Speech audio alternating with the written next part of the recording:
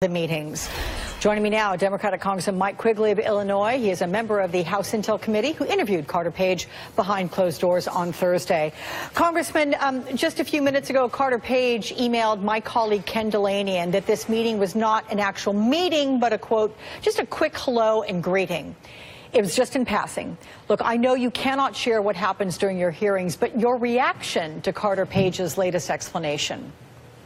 Yeah, the text of that interview with the House Select Committee on Intelligence is going to be available very, very soon. It's probably 6 hours worth of discussions. If that snippet gave anybody a headache, wait till you read 6 hours of it. This is the most evasive, bizarre witness I have ever had, I guess, the displeasure of coming across. He is evasive. He doesn't want to answer questions.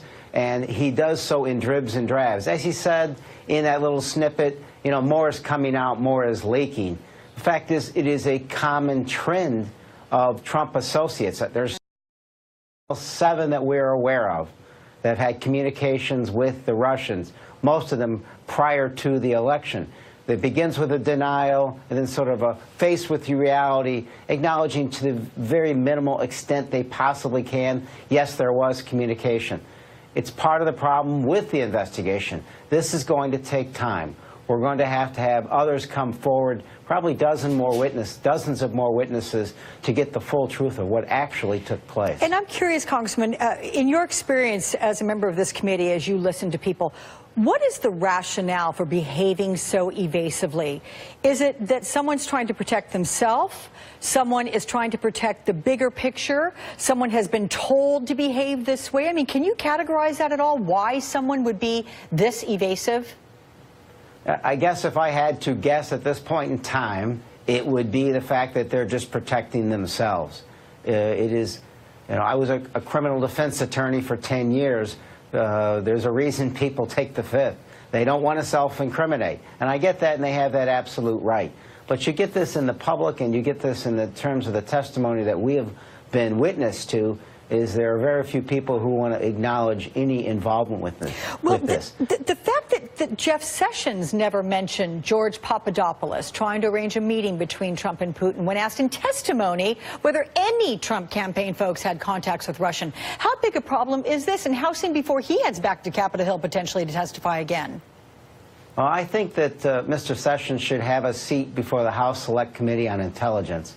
I think he'd feel insulted if we said that he was becoming forgetful at this point in his life. Hey, I don't want to do that. I don't think he's forgetful. I think that he quite frankly wasn't honest when he testified before the Senate in his confirmation hearing about times he met Russians. He knew very well he met with the Russians at the Mayflower Hotel and a time before that. And he knew that Carter Page had told him he was going to travel to Russia. So they all downplay this. First it's a denial, then it's making small fish out of people who are involved and minimizing these issues. This is so painstaking. This is why the Watergate investigation took over a year. This will take much longer because it's so much more complicated. It involves a foreign power. The Democrats were in charge of the House and Senate in the Watergate time. We have none of those at this point in time, and we have a White House that has a long history to this investigation of saying it is a hoax, of doing everything they can to discredit the FBI, to delay, to distract, and I think elements of obstruction. Carter Page has said that he went to Moscow on an unofficial trip, which could mean that it wasn't paid by the Trump campaign, it wasn't set up by the Trump campaign and all that. But can you separate the fact that Carter Page was a member of the Trump campaign while in those meetings? I mean, can you figure out a reason why the Russians would want to have a meeting for him but for the fact that he was working with Donald Trump during the campaign? It's easy to assume that the Russians wanted to have contact with someone who had potential influence with a presidential candidate or the future president of the United States. Carter Page has a long history of involvement and contact with Russians and the Russian government.